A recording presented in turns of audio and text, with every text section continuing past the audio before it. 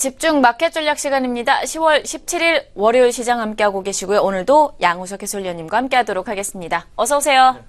네, 반갑습니다. 자, 뉴욕 증시 이번 주에 3분기 실적 발표와 다음 달 대통령 선거를 앞두고 마지막 TV 토론회를 앞두고 있습니다. 좀 좌우될 것으로 예상되는 상황이고요. S&P 500 기업 중에서 IT와 금융 업종을 중심으로 약 80개사가 실적과 관련된 발표가 예정이 되어 있습니다. 게다가 22 통화정책회의도 있습니다. 이번 주 중요한 이슈들이 좀 많은 것 같은데 전반적인 분위기 어떠한지 한번 살펴보면서 지표 확인하고 시작을 해보도록 하겠습니다. 예, 미국 그 대선 토론은 이미 2번이나 있었죠. 해서 그것에 의한 시장 영향력은 그 전만 못할 것으로 판단이 됩니다. 어느 정도 주가에 선반영돼 있기 때문에 그런 것이고요. 현재 시점에서 가장 중요한 것은 역시 실적 시즌을 맞이해서 각계 섹터 내지 종목의 실적이 중요하겠다는 건데요. 역시 뚜껑을 좀 열어봐야 될 것 같습니다. 전반적으로 우리나라 기업들의 실적 상황은 나쁘지 않을 것으로 판단이 됩니다. 미국의 지금 일단 먼저 금융업체들의 실적은 나름대로 작년 동기 대비로는 약간 내려간 상태이긴 하지만 시장 예상치보다는 좀 좋게 나왔다는 이유로 해서 악재로 작용되지는 않고 있죠. 그것이 다른 기업들의 실적에 어떻게 나오는지 여부에 따라서 실적 시즌이 현재 시장에 미치는 영향 정도가 결정될 것 같고요.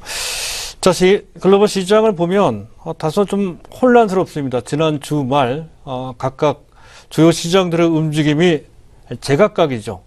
유럽 증시가 중국발 호재에 의해서 급등을 했습니다만은 그 호재가 미국에는 통하지 않았습니다. 미국 증시는 부합권 근처에서 이제 마감이 됐다는 건데요. 제반 경제 지표들이 나쁘지 않게 나왔습니다. 소매 판매나 PPI, 생산자 물가 지수죠. 그럼에도 불구하고 미국 증시가 탄력에 떨어지는 것은 역시 그 기저에 깔려 있는 것이 금리 부담이라는 것이죠. 그런 것이 작용되는 것 같습니다. 저는 우리 증시를 보게 되면 코스피와 코스닥이 제각각 움직이고 있죠. 삼성전자가 7조가 넘는 상당한 그런 이익 훼손이 있다라는 것이 공표됐음에도 불구하고 장중 약세에서 플러스로 반전되며 코스피의 대응주를 이끄는 그런 분위기가 만들어질 것과 달리 제약, 바이오, 화장품주 등 성장주 섹터들이 계속 탄력에 떨어지는 모습이 반복해서 나오고 있습니다. 방향이 문제인 것이 아니죠. 정도가 문제라는 말씀을 드린 바 있습니다. 그런 점을 항상 참고를 좀 하실 필요가 있겠고요. 자, 오늘도 현재 환율부터 보도록 하겠습니다. 달러 인덱스 97.96 다시 올라갑니다. 0.4%. 제넷 옐런 의장이 비교적 비둘기파적 입장을 표명했음에도 불구하고 오히려 달러 가치가 올라가는, 즉 현재 금리 인상에 대한 부담이 계속 달러 가치에 반영되는 수순이 나오고 있고, 이에 따라서 유로화 가치는 1.098 달러 수준으로 1.1이 깨졌어요. 현재 약세를 보이고 있는 상황은 아마도 이번 주 중 22 통화정책회의에서 드라기 총재가 역시 확장기조 유지라고 하는 것을 기대하는 측면이 좀 있는 것 같습니다. 또 N달러 환율은 104.16, 다시 104N대를 회복하고 있는 모습이고요. 장중에도 104.25 N 수준으로 역시 N저 쪽으로 진행이 되고 있다는 것인데요. 파운드 가치도 떨어지고 있는 상태죠. 1.218달러. 그 전날 대비 0.54%. 역시 달러 강세에 따라서 각국의 주요 통화들이 반응하고 있다는 건데요. 원화도 마찬가지고요. 위안화도 또한 마찬가지입니다. 원화도 1138원, 장중에 1040원까지 올라갔다가 약간 조정을 받고 있습니다만은 그래도 전일 대비 7, 8원 정도 현재 환율은 강세고요. 현재 원화 가치는 떨어졌다는 것이죠. 엔화 대비로도 마찬가지입니다. 1092원, 지금 현재 1091원, 1092원 정도, 전일 대비 약 7, 8원 정도 역시 환율은 강세고요. 엔화 대비로 봤을 때 그 가치, 원화는 떨어지고 있는 돈, 엔화 대비 원조로 진행이 되고 있다는 것이죠. 시장이 아주 불안할 때 나타나는 현상인데요. 사실 내용상으로 봤을 때 그런 정도로 불안한 것 같지 않습니다. 전체적으로 봤을 때 지금 현재 미국의 금리 인상과 관련된 부담이 환율에 상당히 큰 영향을 주는 것이다, 이렇게 해석된다는 것이죠. 위안화도 마찬가지입니다. 6.7, 397. 6년 내 최고치. 현재 환율이 최고치라는 얘기는 위안화 가치가 최저치란 뜻이죠. 전일 대비 0.33% 절하시켰습니다. 지금 위안화 같은 경우 현재 IMF의 SDR에 현재 편입되고요. 또 지난 주말 미국 재무부에서의 환율 조작국 관찰 대상국으로 여전히 남아있다 하는 것이 공표가 됐죠.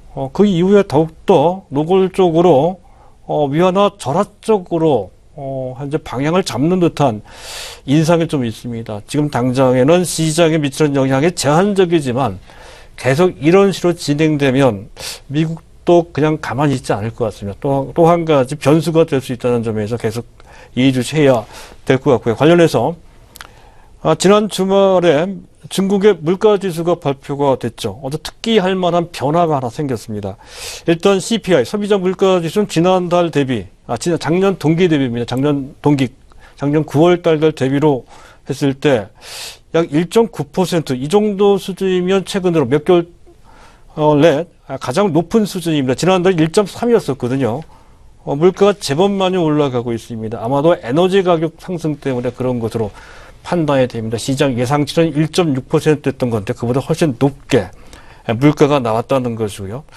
더욱더 큰 변화는 바로 생산자 물가 지수입니다. 바로 생산자 물가 지수가 좋게 나왔기 때문에 지난 주말 유럽 증시가 급등을 했다는 것이고요. 작년 동기 대비, 작년 9월 달 대비 0.1% 증가한 걸로 나왔습니다.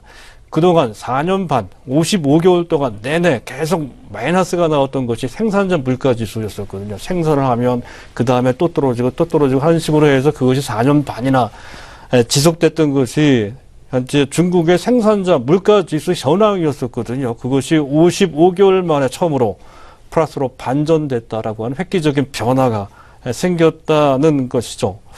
아마도 이것은 중국 관계당국에서는 이렇게 설명을 합니다. 철강, 석탄, 구조조정이 아주 활발하게 진행이 되죠.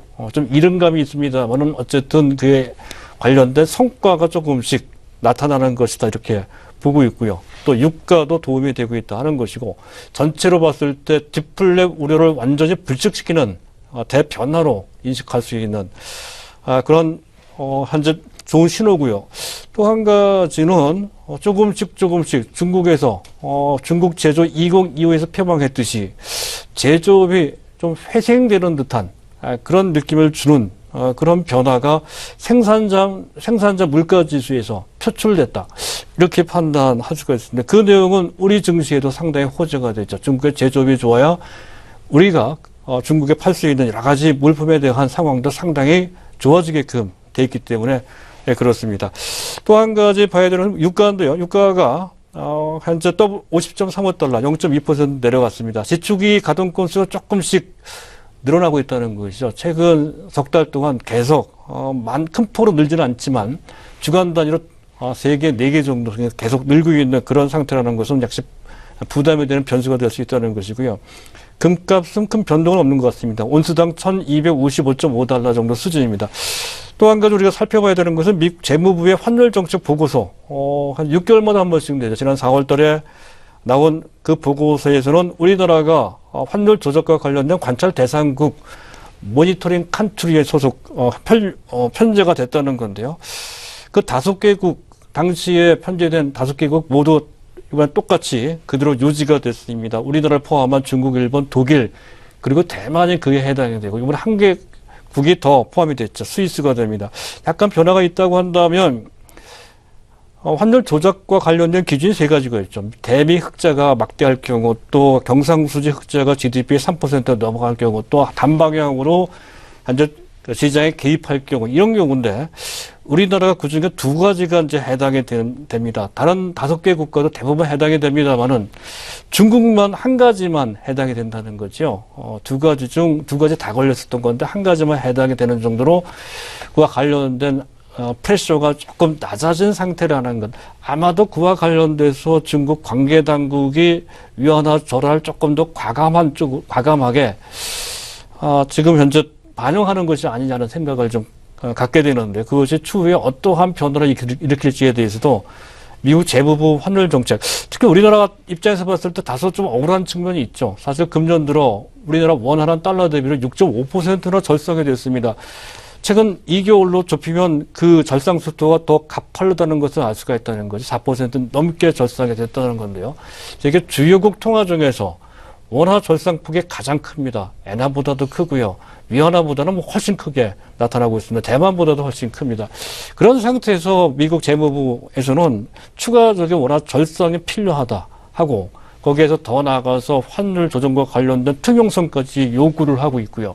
또 재정정책, 통화정책보다는 재정정책에 치중하라는 권고까지 받고 있는 그런 상태라는 건데요. 외형상으로 봤을 때 압박 수위가 계속 높아지는 것 같습니다만 사실 이 부분은 우리나라 환율 시장에 또 증시에 어느 정도 선반영된 측면이 있고요. 더군다나 미국의 금리 인상 사이클에 들어가 있는 상태입니다. 거기에다가 글로벌 금융시장 다소 불안하게 움직이는 상황이라고 한다면 현재 안전자산 수요가 느는 그런 상황이 되어서 역시 원화 절상과 관련된 흐름은 제한될 소지가 상당히 높다 하는 관점에서 본다면 수출과 관련된 환경이 계속 나빠질 것이다 이렇게 볼 필요는 없는 것 같습니다.